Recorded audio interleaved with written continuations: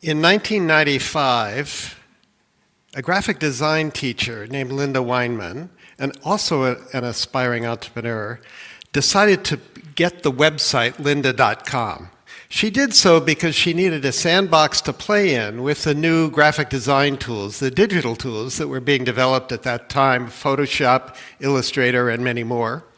And she needed a place to put her students' work so all could see it.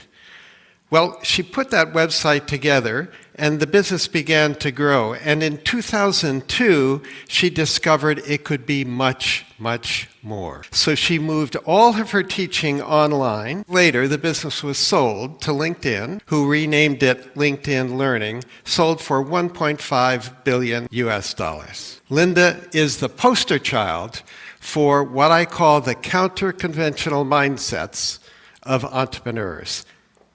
So I want to tell you about these mindsets today, and here we go. So number one, why do I call them counter-conventional? Well, first, these 6 mindsets run counter to the best practices, as we call them, that are done in big companies today. They fly in the face of much of what we teach at London Business School and other business schools about strategy, about marketing, about risk, and about much more. Now, you might say, John, what do you mean by mindset? A mindset, of course, is up here, right? It's those things, attitudes, habits, thoughts, mental inclination, which, when something comes our way, predetermines the response we make to that something that comes our way. And those somethings, as we entrepreneurs call them, are opportunities. So I want to tell you about these 6 mindsets. And the first one I call Yes, We Can. Now, B-School Strategy 101 says the following. What we're supposed to do in a company is stick to our knitting. We've got to figure out what we're really good at. We call them core competencies, and we've got to build on them, invest in them, nurture them, make them more robust. And if somebody comes along and says, can you do something different that's outside of that? What are we supposed to say? No, I'm sorry, we don't do that around here. Well, a Brazilian entrepreneur named Arnold Correa built a wonderful business that today is called Atmo Digital by disregarding those rules. He had already reinvented his business twice to become a major provider of event management and production services when one of his customers said to him, you know, I have 260 stores scattered all around Brazil, and Brazil is a big country, and I like to be able to broadcast training and motivational events to the stores in real time. So Arnold, could we put televisions in the training room of all my stores, and could we build a satellite uplink so we can send all this wonderful stuff to the stores? So what did he say? He said, yes, we could do that, even though he knew nothing about satellite technology, had never operated outside Sao Paulo, but he got it done. Then several years later, some of his other customers, one of them in particular, Walmart, said, well, you know, it's nice that we have all of these television screens in the back room of the store, but wouldn't it be cool if we had them on the sales floor, because then we could run advertising. So when the customer walks down the aisle for detergent, perhaps there's an ad for Procter & Gamble's detergent in that aisle. And what did Arnold say to that request? Yes, we can do that. Over a period of years, Arnold reinvented his business fundamentally 4 different times by saying when a customer wanted something new that lay outside his core competencies, yes, we can. The second one I want to tell you about, I call problem first, not product first logic. So in big companies today, it's all about the products. So when I'm in the US, my family and I have used Tide for many years to wash our clothes. And we get a chuckle every now and then because we can tell a new brand manager has come along, because what happens? They change the product, right? They take the blue speckles out of it and turn them green. And they call it new improved. Is this innovation, guys? I'm not so sure. Coca-Cola, what is there? There was classic Coke, and then there was new Coke. That didn't work out too well. Then there was Diet Coke, and Coke Zero, and Vanilla Coke, and Cherry Coke, lots of Cokes. I don't think this is what innovation is all about. But for entrepreneurs, we don't focus on products, we focus on problems. So a guy named Jonathan Thorne, developed a technology that did something very useful. This instrument you see in front of you is called a surgical forceps. It's the tool that almost every surgeon in any kind of medical discipline uses to do his or her work. But there's a problem with these surgical forceps. They stick to human tissue. So imagine you're having a facelift and the plastic surgeon is doing the final touches, but the tissue sticks to the forceps. Maybe it's not going to look quite as good as it was supposed to look. And maybe the plastic surgeon's going to get a little frustrated and it's going to take longer to do the work. And John said, that's a problem I think I can solve with a new silver nickel alloy that he had developed.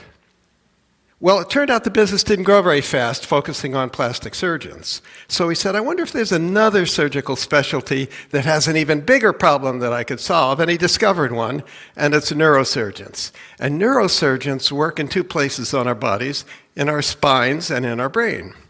So I hope you never have brain surgery, and I hope I never have it.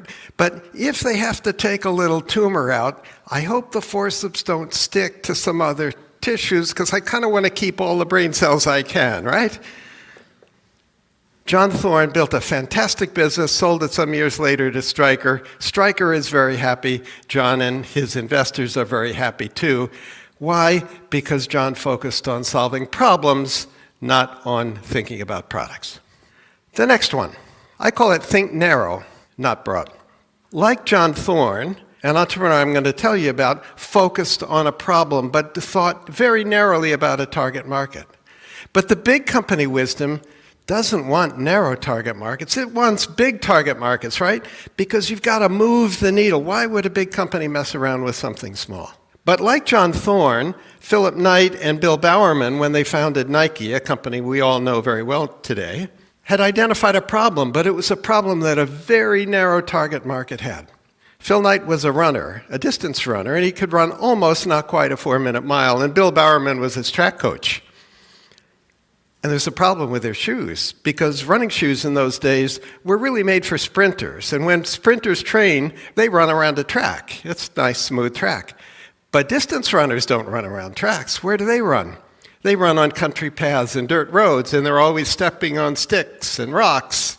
And so they get sprained ankles, and they run mile after mile after mile, and they get shin splints. Well, Knight and Bowerman said, we need better shoes that are made especially for distance runners, especially elite distance runners who really train a whole lot. So we're going to build a better shoe that's going to have better lateral stability, a wider footbed. It's going to have a little more cushioning in it to protect against those shin splints. And by the way, if it's a little bit lighter weight, a few ounces lighter times all the steps in running a mile or a 2-mile or a marathon, it's going to make for faster race times too. So we know what happened with Nike, right? Once they developed the skills to design shoes explicitly made for a target market, a narrow one, and once they learned to import those shoes from Asia, and once they learned to get athletes to adopt those shoes, what did they do? Well, John McEnroe in tennis, Michael Jordan and basketball came next, and we know what the story is with Nike today. They're the global leader in athletic footwear and much more. Okay, the next one, asking for the cash and riding the float.